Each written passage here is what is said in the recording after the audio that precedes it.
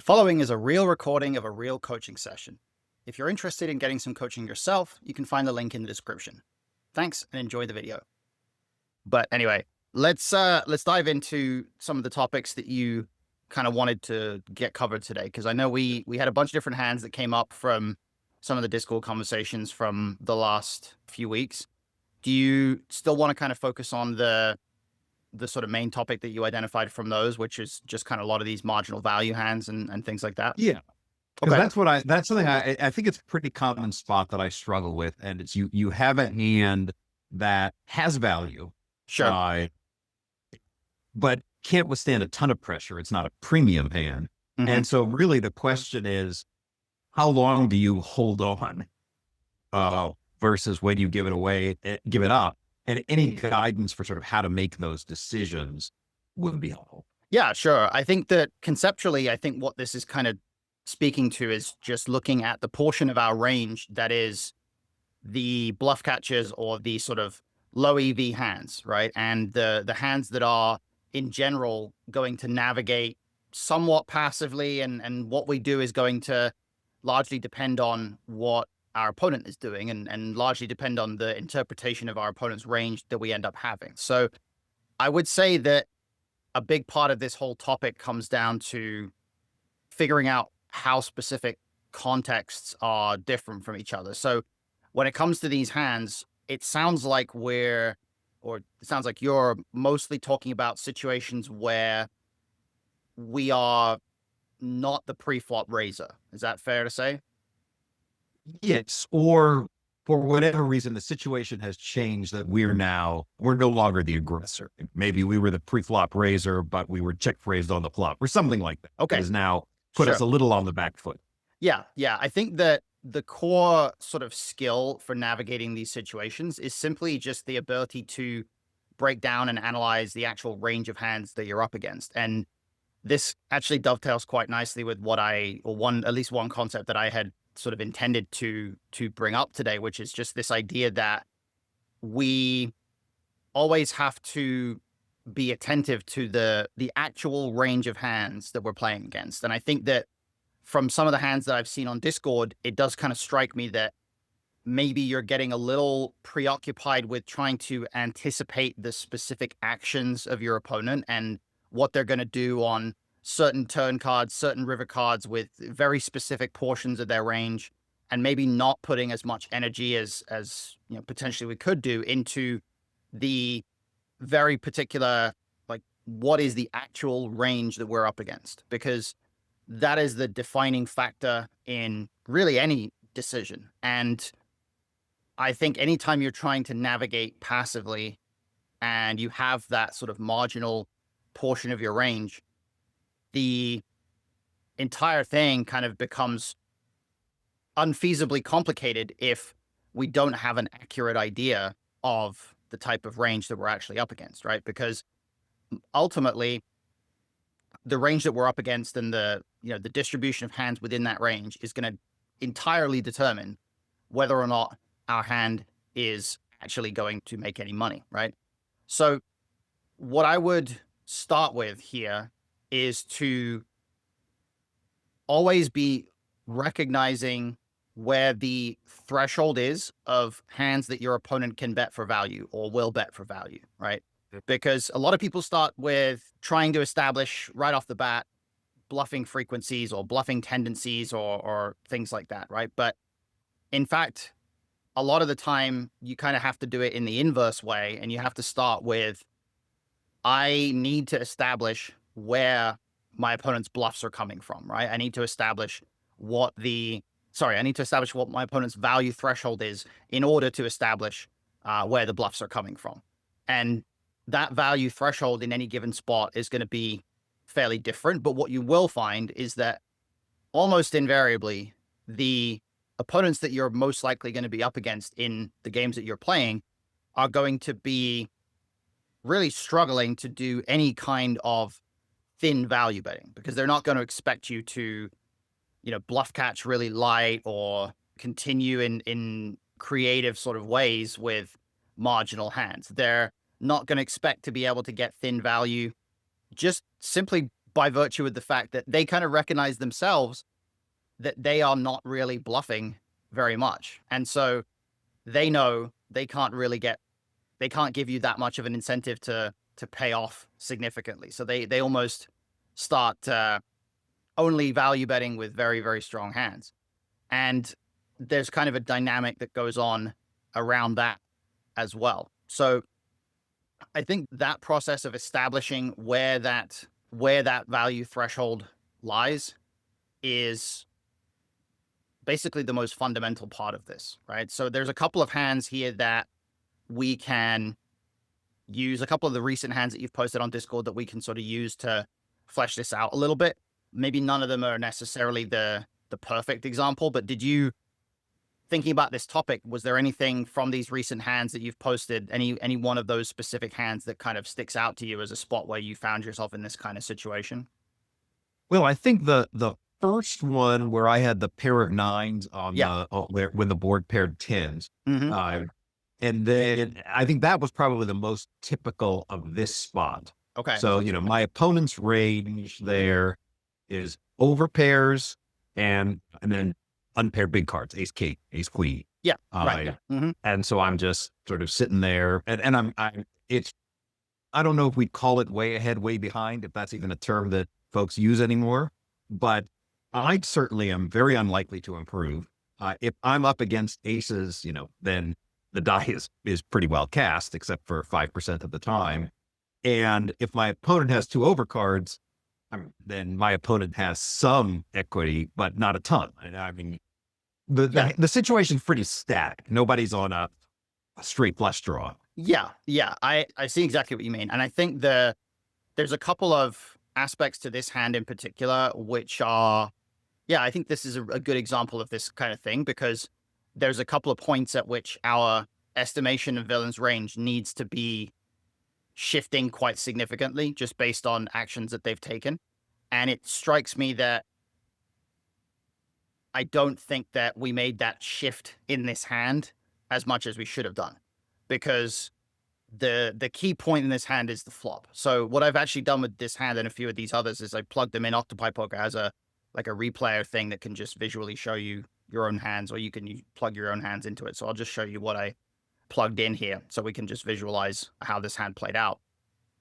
The key moment here is it's not necessarily going to be pre-flop, although I do think that against a player who is extremely value heavy with their three bets here, we have to be quite cautious of flatting three bets. I think flatting three bets out of position is something we're going to want to do a lot tighter against these players.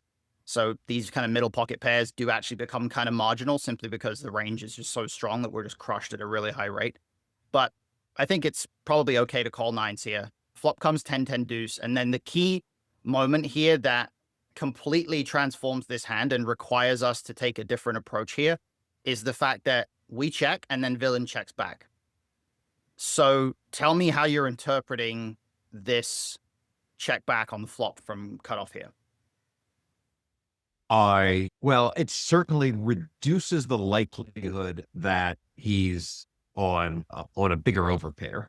He could, I think it is likely that villain would bet jacks through a pair of pocket jacks through pocket aces, but not certain. He should check back pocket aces at some frequency. Actually, no, he shouldn't. Let's stop there for a second, because this board is such a good board for villain's range here that this is quite a clear range bet board. Villain should not be checking anything here.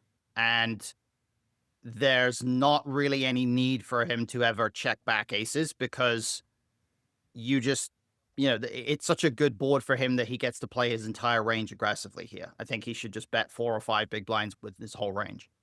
In terms of whether those hands are actually likely to check back, I think it's plausible. But I do certainly think that we have to attribute a low likelihood to it. And it's not inconceivable that they're just never checking back a pair here. It's not inconceivable at all that villain just never has jacks, queens, kings, aces here. I would say maybe 10% of the time, they're checking back those hands. The rest of the time, we should just anticipate strong hands are going to bet, because that's how people play. That's how it's correct to play. And most of the time when we're up against opponents that operate in a reasonably straightforward way, which most of your opponents are going to do, they are going to bet their good hands a lot of the time. So the key thing about this particular spot is that once villain checks back the flop, our hand just became significantly stronger to the point where our hand is now a value hand. Our hand is now a hand that we are happy to put a pretty decent amount of chips into this pot with until villain shows us some kind of evidence that there's that we've underestimated the strength of their range or something, right? I think that's kind of the thing that I immediately saw about this hand, where we end up kind of checking down here, in a situation where I truly think by the time villain checks back the turn, I think on this river you have the best hand literally 100% of the time, literally 100%, and I can maybe understand the argument for not betting turn if we think maybe we're a little bit more concerned about villain, having some aces and kings and stuff that checks back and things like that. But I think that the chances of them checking back anything better than nines twice here are zero, or as close to zero as you can functionally get. So I think that really this hand probably should bet the turn and then also bet the river. But I think that at a bare minimum, it is mandatory to bet this river card because we have the best hand basically always here. And I think this is kind of illustrative of, sort of what I was mentioning about these marginal value hands here, which is that we have to acknowledge that once a certain action is taken, our hand can either become a lot weaker or it can become a lot stronger. And in this case, it becomes a lot stronger after that flop check. And then it becomes the virtual nuts after the turn check. So I think we lost value here, ultimately. I do think you're completely right that villain has ace king and ace queen a pretty high frequency here, because you will see that when people check back in a 3-bet pot, ace king is like the most likely hand for them to have in most cases, because they're always 3-betting their ace king and they flop ace high and they think, oh, I'm just going to check. So you will see ace king a ton here. You'll see ace queen quite a lot. What you won't see is people having the patience or the sort of trickiness or trappiness or whatever to check back a very strong hand like jacks plus twice and then try to get a payoff on the river in whatever way, right? This player would have to be either just like randomly playing hands in tricky ways a lot, or they would have to be just the tightest player on earth, in which case we shouldn't flat the 3-bet anyway, because they just have such a strong range. So I think the reason I sort of highlighted this hand as definitely a mistake is because simply we should have won a bigger pot here, right? We should have been betting turn and then potentially betting this river as well. And I think this kind of speaks to a weakness that a lot of people have, which is that they implicitly recognize that they are not going to bluff this turn very much, which makes them extremely reluctant to go for any kind of thin value. And if you start to feel like, well, I don't know if I can bet this turn for value with nines because I don't have, confidence that I'm going to get called by worse at a high enough rate or whatever, then it just simply means that you're not bluffing enough, both from the perspective of you're not giving your opponents enough of an incentive to think about bluff catching you, and from the perspective of if it's true that maybe they're not even going to consider bluff catching you no matter what, and they're just kind of not really adapting at all, then it means your bluffs are absolutely printing in this spot, and you should be bluffing literally every hand that doesn't beat, let's say, ace jack or ace queen here. And realistically, I think that the sort of natural approach to this turn here is to bet pretty big with, honestly, I would, if I ended up here with threes, I would still value bet this turn. I truly would, because I think you just are up against so much ace king and ace queen.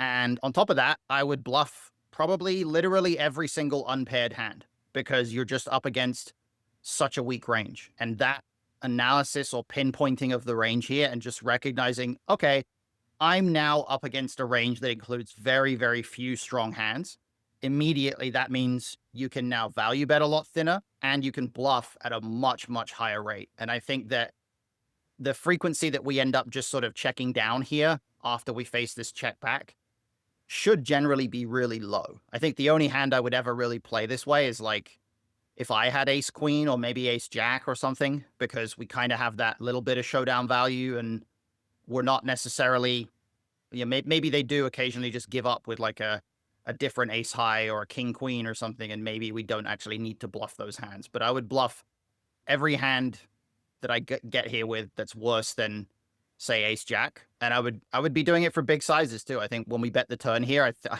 honestly think we can bet as big as pot or 2E sort of a size here, simply because we are not losing very often.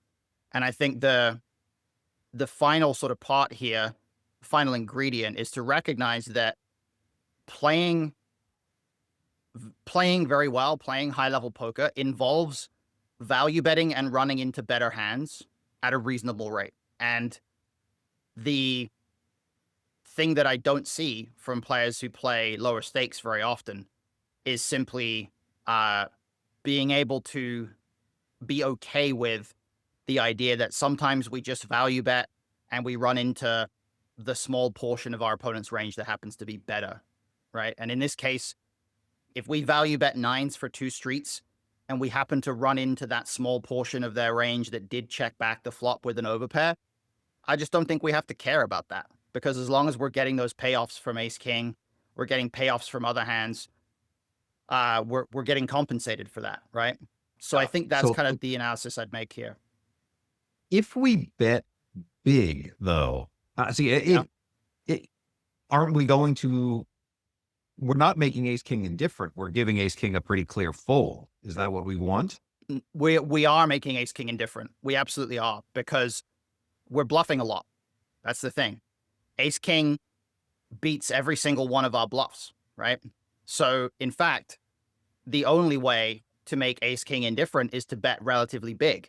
If we bet anything, maybe truly ace king here is not indifferent against almost any size if villain checks back the flop, partially because ace king is pretty much one of the strongest hands they can actually have here, but also simply because ace king has extremely good equity against every single bluff that we can have, and it's not even drawing dead against our pocket pairs.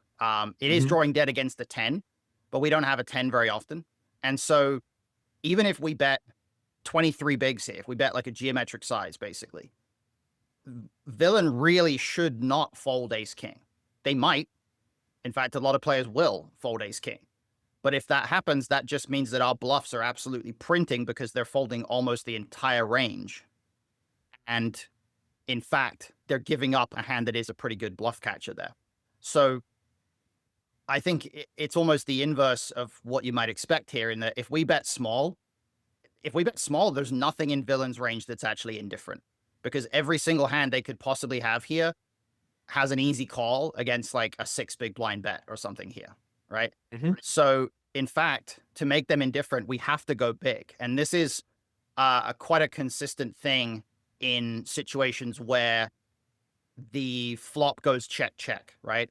So a pretty good rule of thumb for these spots, sometimes we'll refer to them as probe spots because we're sort of probe betting the turn. When the flop goes check, check, you're going to have one of 2 scenarios that exists. Either your opponent is going to be checking the flop with a decent chunk of hands that just completely missed and don't have much equity, maybe 2 Broadway cards on a low connected board or something like that, in which case a lot of the time the bet sizes we're going to use are going to be fairly small because they have a lot of weak hands that just have easy folds if we bet big. Or our opponent's going to be checking back the flop with a range of hands that's quite heavy on showdown value. So it's going to be, in some cases, it's going to be middle pair, bottom pair, ace high on certain boards like this one, things like that. And when that's the case, generally speaking, our turn strategy is going to be one involving a big bet with a polarized range. And in this case, it is a polarized range. It's just that because their range is so heavy on ace king and ace queen, nines is now part of that polarized range. It's part of the value range here. And our bluffs are just basically everything that's worse than ace high. So Mhm. in this particular spot, because they are quite heavy on showdown value, they don't really have a lot of king, queen, queen, jack, stuff like that. We don't really accomplish a lot by betting small. We want to bet big. We want to bet big with a polar range, and we want to get max value from that capped range, from that bluff catching range here. Does that make sense? Yeah, it does. And I think that the broader point about the changing value of my I'm doing air quotes marginal Sure. hands Yeah. is a lesson to take to heart, because I recall playing this hand and thinking, okay, I have a pair that's a under pair to the board or Hmm. middle pair to the board. I just want to get to showdown. Please just get me to showdown and I'll be so happy and we can see who wins. Yeah. I did not think in game my hand is good 90% of the time. Yeah. I thought my hand is good a lot of the time. So I would really just like to turn over the cards and see who wins. And I think that, just to speak to your game specifically, I think that this is kind of tapping into, something that, as you kind of move up and as you start playing more of the 5-10 and less of the 5-5, something that needs to kind of develop is you basically need to be more greedy.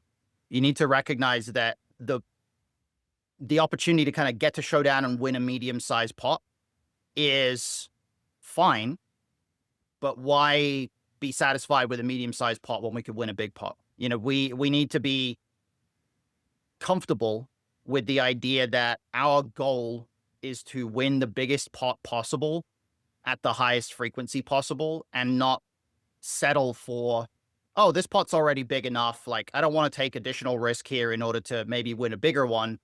I'm just going to be kind of okay with getting to showdown and winning this 20 big blind pot, because that mentality just results in a lot of missed spots like this one. So as we go forward, that mentality of, I need to stack this player as often as possible. I need to win the biggest pot at the highest frequency that I can. We need to certainly cultivate that and put some energy into just identifying spots where maybe in the past you might have been content to, like you say, check it down and win at some frequency. I just want to win a medium-sized pot. Like I say, why win a medium-sized pot when you can win a big one? And in this case, you certainly can win a big one because your hand is just good at such a high frequency. Does that make sense?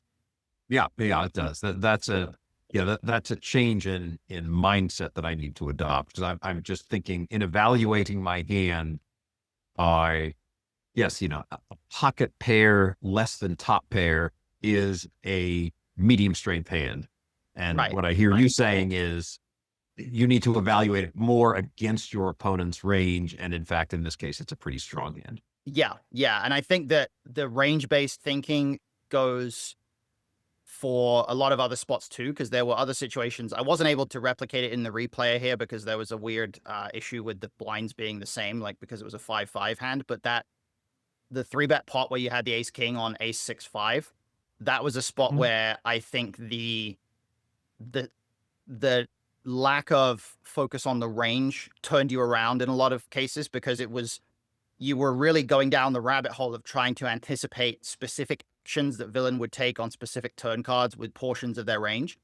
And the problem is there's 47 different turn cards and 46 different river cards, right? So other than broad tendencies, like my opponent is going to probably over bluff, not thin value bet, under bluff, whatever it is that they're going to do in a very broad sense across all turns and rivers, we just can't really anticipate specific actions, and we can't really, attribute things like, well, my opponent's going to do this on the turn with their pocket pairs, and then they're going to call this bet, and then this is the specific, thing that I'm attempting to do here in a sort of a deceptive way. We just want to be able to look at situations according to what's the setup of the two ranges that are in play here. And in that situation where you got called by the small blind, flop coming ace 6-5, like after you 3-bet pre, it's just your board. It's a really, really good board for you. To be honest, because of the massive size of the pre-flop raise, 5x, and then a call, like there's a very strong argument for just jamming ace king pre there. But uh, even if we don't just jam, if we make it 120 like you did, you're at a low SPR. It's an ace high board. You're the 3-better. It's just very much a board that's extremely good for your range. And bottom line or baseline for those types of situations is just going to be we should just range bet. We should just Mhm. look at that as a situation where, yes, it's true that villain has a lot of pocket pairs, and our range bet can be very small because of the low SPR, but that actually puts them in a lot of tough spots. You know, when we do bet small on that ace high board after they make a weird cold call pre-flop, if they do have jacks, tens, nines, whatever, we are making them pretty close to indifferent in that spot, even with a small bet, because those pocket pairs, they don't really want to fold just to a small bet because we do have bluffs there, of course. And they also, can't really do that much other than continue. And of course, then villain has to consider with their ace hands, do they want to raise? Do they want to call? And so on. So I think when we get to the flop in a situation where the board is just extremely favorable for us in a 3-bet pot like that, I think we start with a range bet and we just go from there. And Yeah. in a funny way, that's what villain should have done in this nines hand, right? Villain, your opponent should have started with a range bet. In fact, on this board, he can actually range bet for a bigger size, but I won't go into the specifics about why that's the case. But this is such a good board for villain here that they should just range bet and go from there. And if he does that, yeah, he probably loses a slightly bigger pot with ace king when he specifically runs into nines. But part of the idea of range betting here is that sometimes he bluffs the turn and you fold nines, or he bluffs the Mhm. turn and then bluffs the river and you fold nines, or whatever it is, right? And when he doesn't range bet this flop and he checks back ace king or he checks back some other hand or whatever, he basically just never gets to win the pot unless he makes the best hand. So range betting is the gateway to being able to win more pots on turns and rivers on these favorable boards. And in that particular spot, I think we when we don't range bet, we kind of overcomplicate it a little bit, especially because of the fact Yeah. that it becomes really hard for villain ever to think that we're bluffing when we check back the flop and then jam the turn, right? Yeah. Um, Yeah. That, it's funny. I came to that conclusion after looking at it because I think on that hand, I reasonably thought, well, the SPR is low enough that I can still get it all in. I can still play for stacks without betting the flop, which is true. But I did not think about, and I further thought that by playing deceptively, I'd look a little weak and maybe encourage my opponent to go a little bit further than he might otherwise have gone with a pocket pair, mhm. which is also reasonable. But I didn't think about how it looks when I check back flop and then raise turn. That looks very strong. Yeah, and Uh, that's the thing. It's like it's one thing to try to play our value hands deceptively. It's another thing to play our value hands in a way that's actually perceived to contain hands that aren't value. And that's kind of the thing. Like, yeah, I get the deceptive factor of checking back flop, jamming turn, but the problem is it's not really deceptive if our opponent looks at that and says, well, this is never a bluff. So ultimately, part of the key to poker as a whole is you don't need to play your value hands deceptively. The deceptive element doesn't come from playing your value hands in tricky ways or unpredictable ways. It comes from playing your value hands in the way that they need to be played, and then having bluffs in every spot that convinces your opponent that they should bluff catch you when you actually do have value, right? So that is really the deceptive element of the game as a whole. The idea that we have to be super tricky and creative with value is a common thing among low stakes players, but it's a misappropriation of how theory really works, because theory isn't going to see a lot of situations where we play super tricky with value or anything like that, right? We're mostly going to see theory taking aggressive lines with value because that's what needs to happen in order for us to get our value paid off, except we also supplement those with bluffs. And the next hand that I wanted to go through is this eights hand, because I think you mentioned that you were a bit unsure about why this might be a mistake, or at least you seemed a bit unsure about the okay. specifics of why. I think you said that the solver wanted to bet the river and you weren't sure why. So this is sort of speaking to kind of the other end of the spectrum here, which I think is interesting. So we call pre, which is fine. We do call the C bet on flop, which is probably a bit too marginal considering we're facing an under the gun 9 open. It's just a very, very tight range. And this is a board where Yeah. our hand is in pretty rough shape. But we go it goes check, check on the turn, and then the river's a 4. Now, you mentioned that the solver wanted to bet here and you weren't really sure why. What's the sort of, tell me a little bit about your uncertainty there. Well, it was very much the same as the thinking on the previous hand where I just wanted to get to showdown. I mean, I think unlike the previous hand, yeah, I have some showdown value, but it's not a lot. I don't think I'm good here particularly often, and I'm particularly not good on hands that might call a value bet. I mean, if I bet, you know, villain has king queen, he's going Mhm. to call a reasonable size bet. Even if he has 10 jack, he might call a reasonable bet. If he's got nothing, it's hard to. I mean, there's not a lot of nothing that a UTG9 would raise pre-flop and hit this triple Broadway board and have absolutely nothing. So Uh, are you thinking about this river bet in the context of it being a value bet? I assumed that was what Solver was thinking. Solver's thinking it's a Yeah. bluff. See, this is where we're going down the right path, Mhm. or the wrong path. This is, if we bet this river, it is 100% a bluff, 100% a bluff, simply because you're absolutely right that we basically never win at showdown here, right? In fact, I think we win even less often than what you might expect, because think about the type of hands that villain would have to have in order for us to actually have the best hand on this board. They would have to either have a lower pocket pair, which they could possibly have, 7s and 6s, yeah, but they're not necessarily opening every single pocket pair here, right? Or they would have to have king high or worse. And it's really hard to have king high or worse here. You have to specifically have king 9 or king 8. We have 2 8s, king 7, all those hands, very unlikely. Now, maybe you could make an argument of some suited connectors being in there, but again, we have 2 8s, 8 9, 8 7. Those are less likely, right? So there are a small number of Well, hands that we might be ahead of in villain's range. But part of the reason why the flop is actually a fold here is because our hand is quite weak on this board. Our hand is not in particularly good shape.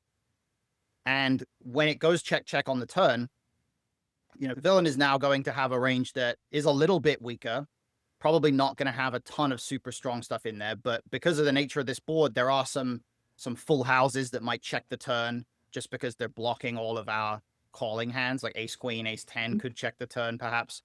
But bottom line really here is that the range that we're up against in this specific spot is, well, actually, let me throw this to you. What are the most reasonable hands that we're going to attribute to villain here? What type of range are we likely to be up against a lot of the time?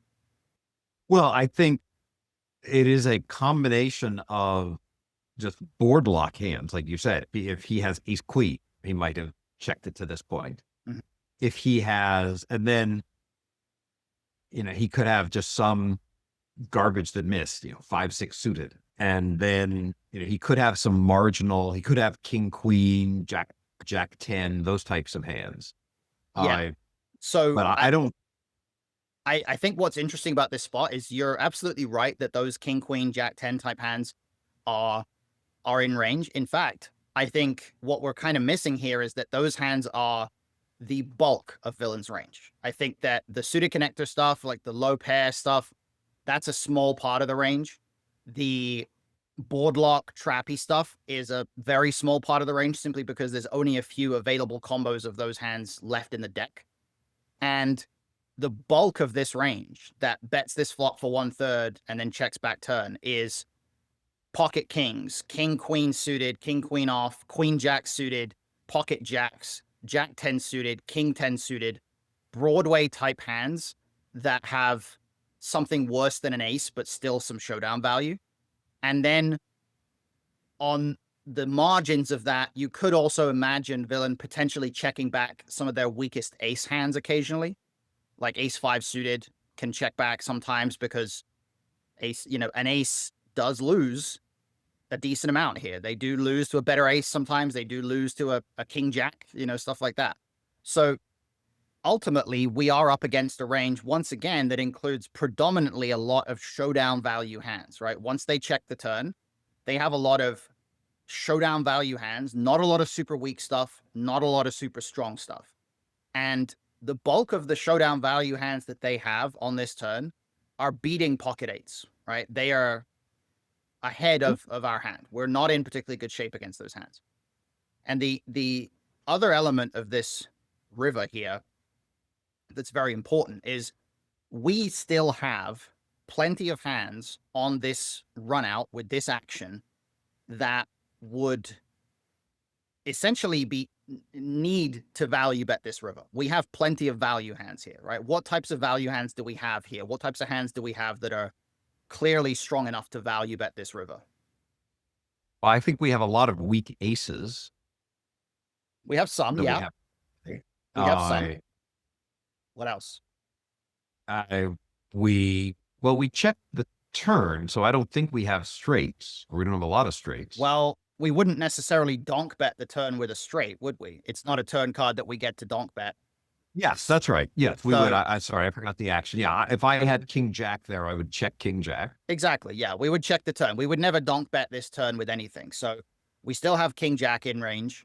We still have some full houses. We still have Ace 4 suited. We still have Ace 10. We might still have some Ace Queen. We might have pocket tens because if we called 8 Yeah. on the flop, we probably also call tens. Yeah, I mean, there's just not a lot of combinations. But if I had tens, yes, I would have played it this way. I would have Sure. checked the turn. Yeah. And then the other aspect here, like you mentioned, is there's a decent chunk of ace X, right? We're not flatting a lot of offsuit aces against under the gun 9, but we have a lot of suited aces here still. And certainly the strongest of those are definitely going to want to value bet ace Jack, ace 9, probably ace 8, ace 7 at some frequency, although those chop against a lot of aces. So we have plenty of value bets here. And of course, that means that we also need to find our bluffs because we don't want to just not bluff. So based on this board texture, what hands do we have available here after check calling the flop? What hands do we have available that can bluff this river effectively and are not wasting good showdown value by doing so? Well, I mean, there's not a lot. Exactly. I mean, if we had maybe we defended something like King X with a backdoor draw on the Yeah, which we flop. absolutely should not do because we're up against under the gun 9, and on this board, some kind of King X backdoor is nowhere near strong enough to defend on the flop. So bottom line here is if we get to this river with 8s, it's mandatory to bluff. Because if you don't bluff a hand like 8s, 7s, 6s, anything, I would say anything worse than a 10 here. If you get to this river with anything that does not have a 10, so 9s or below, any kind of other hand here, you have to bluff because you have plenty of value bets that clearly are going to bet. And if you don't bluff, then you give no incentive for something like King Queen to ever pay you off. Queen Jack, these types of hands. You don't give any reason for villain to ever think about bluff catching you here. And of course, if you do bluff, let's say you bluff with something like 8s and villain has, I don't know, pocket jacks, Jack 10, 10-9 suited, hands like this, 9s. There's a bunch of hands here that villain will probably, well, the villain will almost certainly fold when we bet the river that are better than 8s. And that is significantly preferable to checking and either facing a bet and having to fold or seeing villain check and, we lose 95% of the time, right? So 8s, if it gets to this river, is pretty much a mandatory bluff because it's one of the weakest hands we can ever have. And if we can't find any other good bluff candidates, then our pocket pairs just have to bluff here. And sizing wise, we should go pretty big because our value range wants to go big. King Jack wants to go big here to get called by a weak ace. An ace wants to go big. We can bet 16, 17 big blinds here. And that's exactly what I would do here with 8s or 7s or 6s or whatever if I did call the flop. So what this is kind of speaking to is, yes, technically you have a marginal showdown value hand here at this point because you have a pair. But in the context of the range that you're actually up against, your hand is very weak. And if you don't bluff this hand, you're basically not bluffing anything. And that's a problem. That's not what we want. So that's kind of where we land here, that the reason the solver wants to bluff here is because the solver recognizes that when you get to this river, you basically never win. And if you want to achieve any kind of reasonable outcome here, bluffing is going to perform a lot better than checking and just almost always losing. That makes sense? Yeah, it does. So I think I was overestimating my showdown value here. Yeah, I think you were. And I think also it's worth recognizing that there are going to be situations like this where the board text just simply dictates that it's not very easy for us to come up with natural and obvious hands that are going to bluff, right? Because we can't really have a lot of like misdraws or air hands or anything like that here, right? There's not really a lot of hands that we can feasibly have on this run out that aren't going to win at showdown ever. We can't really ever have king high or worse here. So Mhm. in those situations, we basically have a choice of, do we turn some hands that have a tiny bit of showdown value into a bluff, or do we just not bluff? And of course, the former is significantly preferable, because anytime we're just not bluffing, we're most likely going to be missing a ton of spots. So in this case, it's not so much that pocket eights doesn't have any showdown value, because it does have a tiny bit. It's just that it is basically the weakest hand, or one of the weakest hands that we ever get here with. And Yep. as a result of that, it has to bluff. Yep. Make sense? Yeah, I think similarly, similar to the pocket nines hand, I'm still thinking, oh, a pair has showdown value, Yeah. so I should check call, or check fold. But in fact, Yeah. I didn't think. You certainly shouldn't check call this river. Yeah. Check calling is the Yeah, one I thing wouldn't that, check call. Yeah. yeah, check calling is the one thing that's a lot worse than check folding. Because if you check call, like, you just don't beat bluffs enough. So yeah, I think that's kind of an interesting one. The ace king on 996 hand. I don't think we need to go into this a ton. The only thing I really wanted to say about this one is just that you do have, you didn't really specify the sizes on the hand history, but yeah, you just have a good enough hand here that you shouldn't fold. Like, it's not ideal to have no backdoor, to just have ace king high, but this is a spot where in a 4-bet pot, your opponent's going to basically be range betting. And if you don't call with ace king here, then you pretty much end up in a position where you're never really going to be able to bluff turns and rivers, because you have no unpaired hands left in your range at all. And you also need to have some hands that are going to have an ace or king in them, because you don't want to be in a position where the river is an ace or king, or the turn is an ace or a king. And now it's like, oh, I just literally never have a hand that can ever put any more chips in, because I always have queens through jacks or whatever, So I think, yeah, ace queen I would be a bit more uncertain about, because I would imagine this hijack range is too tight. But ace king, I think you just, facing quarter pot, you just call here, and it's kind of Right, and annoying. I think that's the key thing. Also, is facing quarter pot. If he had bet Yeah. 3/4, that's a Yeah, I different mean, story. that would be a totally different spot, because that would be almost an all in based on the SPR, So that, yeah, absolutely. The last So hand, let's look at the last thing, because I thought that was one of the most interesting, and I do want to get to the question you asked me sure. about why I think it's a call on the river. Yeah, So, yeah. So we open 3, villain 3 bets to 10. And like you said, in the Sims in Wizard, like, you're gonna see, because of the high rake and everything, there's gonna be a lot of spots where it mixes pre, and there's those high rake Sims are very weird, because the rake being so high will just influence our pre-flop decisions a lot, and it becomes almost like a tournament spot where there's ICM in play and you don't want to go to a flop and things like that. So I think in practice, I think just calling with 10s here is going to be fine. Comes king 3-3. We face third pot. Again, this is a good spot for a range bet for villain. Third pot is maybe even a little bit bigger than villain needs to actually go here, but this is fine. We do call, which we kind of have to do. And again, the solver is identifying that this is still pretty much a bluff catcher. So it is going to be, not ideal, or it's not going to be loving being in this particular spot. It right, goes yeah. check, So check this on is a turn. good. Yeah, Before we go further, so this is a good example of this dilemma of the marginal made hand. Yeah, I for everything you said, yeah, I think I have to call flop. I'm not terribly excited about it, and the turn comes, it's really about as blank as you can possibly be. yep. I If hijack continued on the turn, because that would be an overbet spot, I think, Well, for the problem is hijack. that, I mean, it would be an overbet spot if there was a higher SPR, but there's no such thing as an overbet spot really when the SPR is this low, Uh, because yeah, I any guess it's kind the of jam. Yeah, you wouldn't jam because that would be like you can't really be bluffing. There's no bluffs you can have on this board if you jam here. So an overbet spot at a low SPR just becomes a 2E spot. I think that's the way to look at it. It's a 2E Right. spot. So in this case, 2E would be something like 25 big blinds, I think. Right. But So if hijack bet 25 big blinds, I would probably fold my tens here. yeah, I was and I think you very should. happy when I think they check back. right, and I think you should because what's kind of happening is that you have a hand that is a pure bluff catcher. It is right in that region where you do beat all the bluffs, but you don't beat any value, and you are probably up against an opponent who's not bluffing enough. You're probably up against an opponent that has too tight of a range, and I think considering that you can still easily have a bunch of hands with a king here, so it's not like you're folding the top of your range.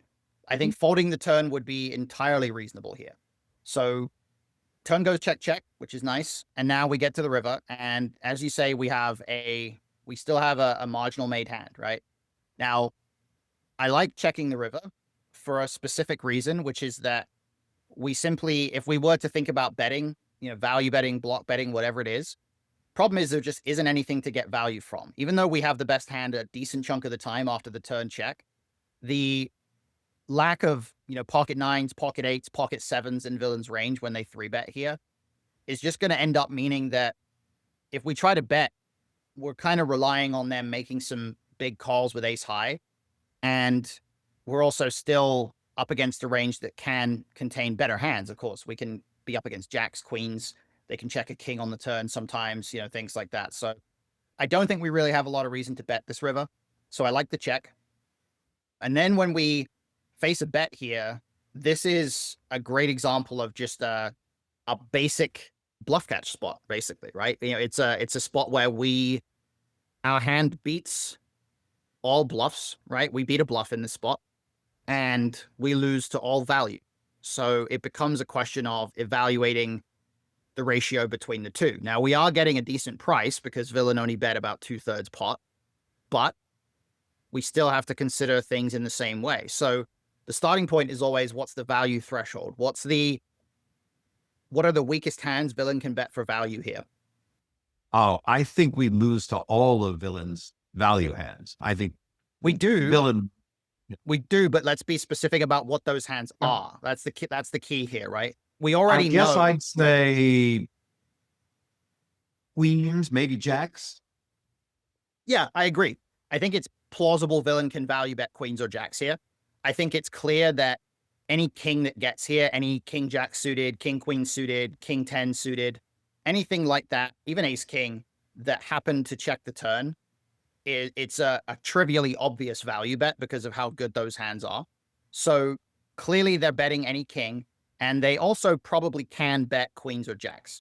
So we know we lose to all of those hands, and we also know we don't really have any significant blocking power against those hands other than specifically blocking 2 combos of king 10 suited.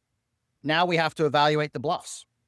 We have to evaluate the types of hands that villain might conceivably play this way as a bluff. So what do we think is going to form that portion of villain's range? The good aces, ace queen, ace jack suited, ace 10 suited. Okay.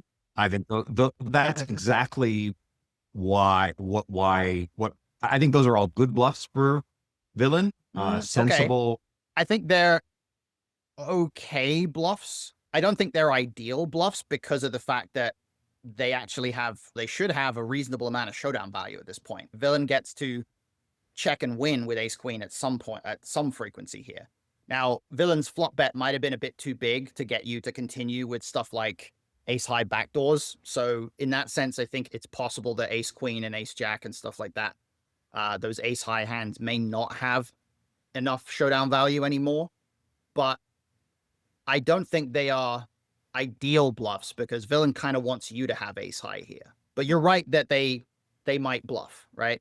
But the issue becomes, are they always bluffing? Are we super confident that they're bluffing? Or do we think maybe they're going to bluff? And I think in most cases, with most opponents, the problem is that it's not very easy to establish hands that are definitely always going to bluff this spot. It's usually a case of these hands might bluff, but we don't know exactly, are they always going to bluff, right? We rarely have a read that they're always going to bluff.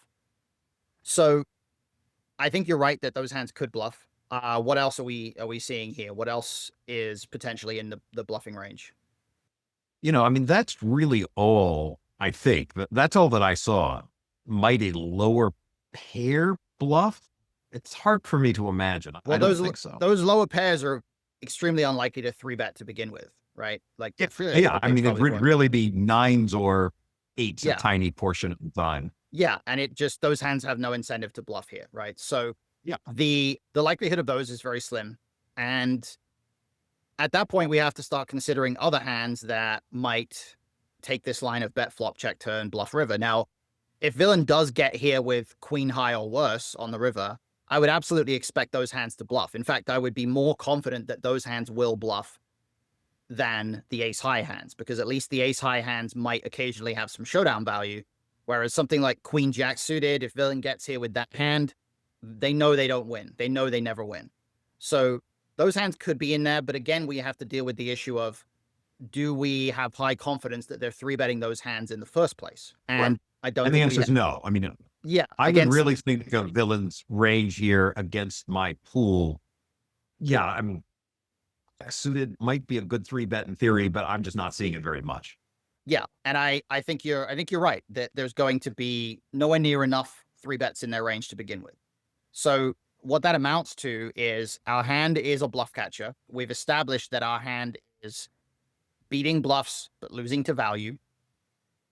And we're getting a pretty decent price. So we don't need to find that many bluffs in villain's range. However, the best way to conceptualize these spots is to simply try to get an idea in your mind of, do I think this is likely to be over bluffed or under bluffed in practice relative to the type of bluffs or the amount of bluffs that your opponent is supposed to have? And if it's easy for your opponent to know what their value bets are, but kind of hard to find a lot of bluffs, usually that's going to amount to an under bluffed spot. And that, I think, is just leading us in the direction of a fold. Now, I know you, in your analysis, you kind of mentioned you felt like you pretty much have to call. What was the reasoning behind that? Two different reasons. First is the way I've played the hand, I think makes it look like a good bluff spot because my hand screams pair under king. Now, there's no draws. So, and I called the flop. So I raised pre-flop and called pre-flop. So I have something. And then I called the flop. So I have something. I Yeah, probably wouldn't do that with ace jack or something. So to right. me, if I'm in the hijack seat, I am reading me for pretty much exactly what I have and say, oh, well, this guy has nines, tens, maybe jacks, and I can get him off of that. So I'm going to bet my ace queen. Okay. I don't think you're wrong that, your hands like this are a big portion of your range here. I think the problem is that same logic could quite easily be applied to any other pair in your range. And considering that the other pairs in your range are pretty much playing the same way as pocket tens are in this particular spot, that could quite easily lead us to a point where we say, well, I'm just never folding a pair on this river. And if you're never folding a pair and you don't have very many hands that are worse than a pair, it basically means you're never folding this river. And that's a problem because already we've kind of identified that there are only a specific section of hands that villain can actually bluff with. And we're now saying there aren't that many bluffs in villain's range, but I also think it's a spot where I'm never going to fold. And that's a problem, right? So those two things don't really go together. You're absolutely right that you have a hand that is pretty much what villain expects you to have. But that in itself isn't enough to mean that we have to call this river. What matters here is the actual number of bluffs in their range relative to the number of value bets. That's the only thing that contributes to whether or not we call here. If they are under bluffing, if we think we cannot find enough bluffs in their range, then it doesn't matter if we have exactly what they think we have. If they don't have enough bluffs that actually get to this point, then it's okay for us to allow them to simply always win every time they bluff here. Good example would be, let's say hypothetically, they only have one hand that is capable of bluffing here. For argument's sake, let's say that every time they have any, let's say they only 3-bet ace queen plus and pocket pairs pre-flop, and then when they have any kind of backdoor, they always bet the turn. So now when they, or ace queen suited plus rather. So now when they check the turn, they only have ace queen of spades as their only potential bluff hand, right?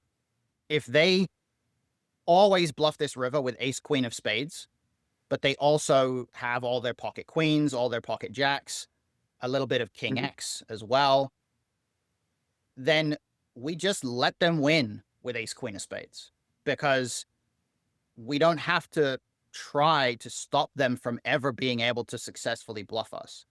What matters is the relationship between their value bets and their bluffs.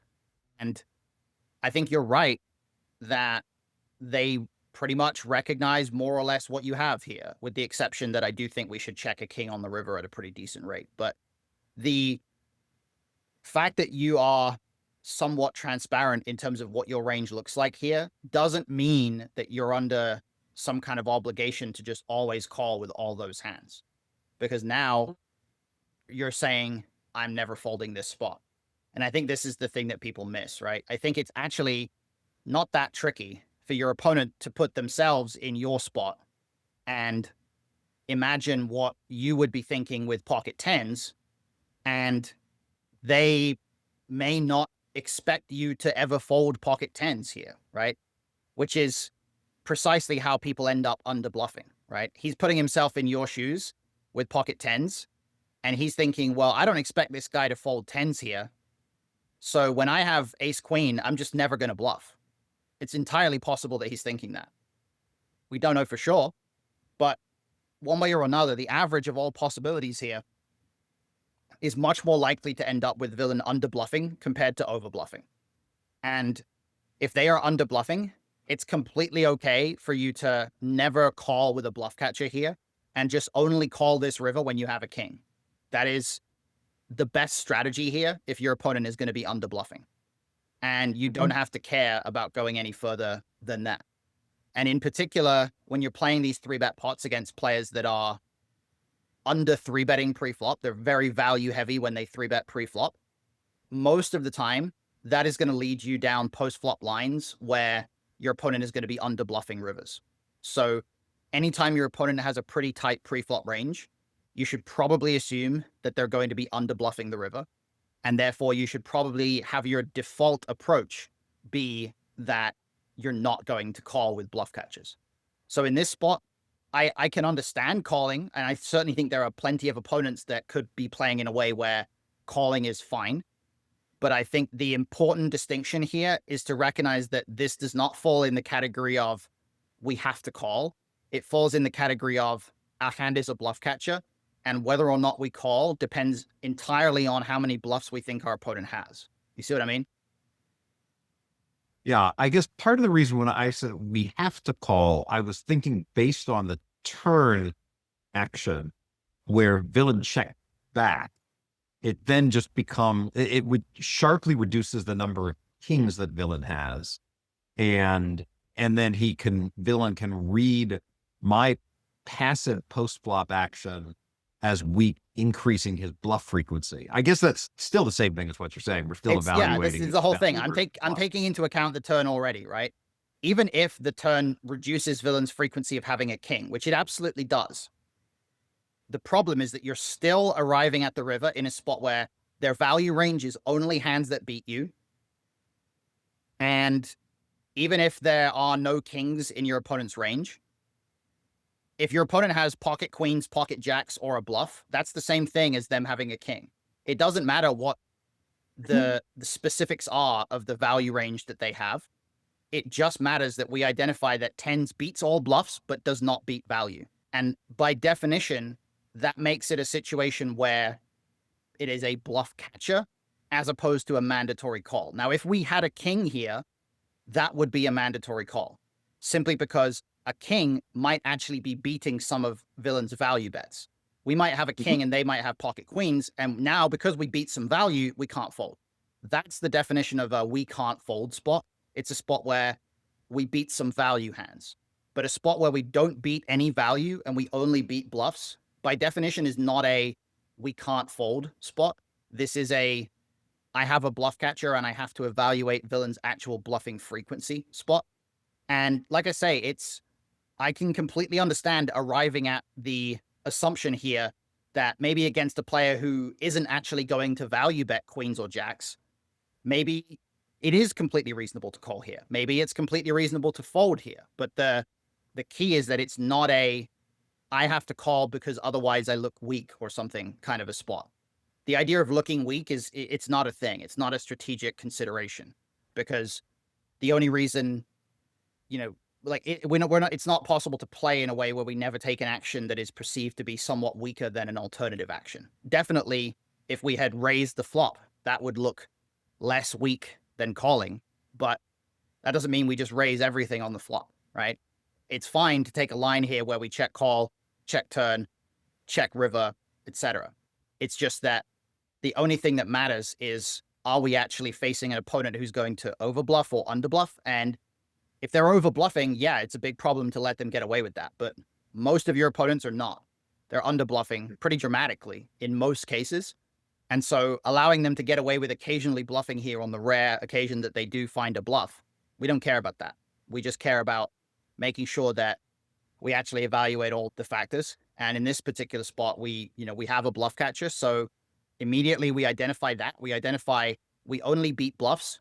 And from there, we evaluate what the bluffs are. Does that make sense? Yeah. And I think, but the other part of it that you mentioned earlier is not only evaluating what the bluffs are, but what the value is. Yeah, I think what you exactly. said that I think you'd said, well, hypothetically, what if we say he have no kings? He probably doesn't have no kings, but he doesn't have a lot of kings, very few kings. So if we think his range is ace, queen, ace, jack suited, queens and queens at 75% frequency and jacks at 25% frequency, then it really is a question of how often do we think he bluffs ace, queen off? And we think he bluffs ace, queen off a lot, then it's a call. Yeah, it ends up being that way. Yeah, because the relationship between the value bets and the bluffs is going to change there. But basically evaluating the relationship between the value bets and the bluffs is a separate process from establishing that our hand is a bluff catcher in the first place. We established no doubt about that. Yes. So we established that our hand is a bluff catcher, and then we evaluate value versus bluffs. And in this case, the missing link was the establishment that our hand only beats bluffs, because it seems like we jumped immediately to, I can't fold this hand because my opponent might be bluffing, right? Instead, we have to start with, yes, they might be bluffing, but the question is not, are they? The question is how often, and how does that correlate with the price that we're getting? Does that make sense? Yes, absolutely. Okay, cool. Yeah, so I think that's a good spot to wrap it up. So I will hop off now. So I'll drop you a message and we'll figure out next week.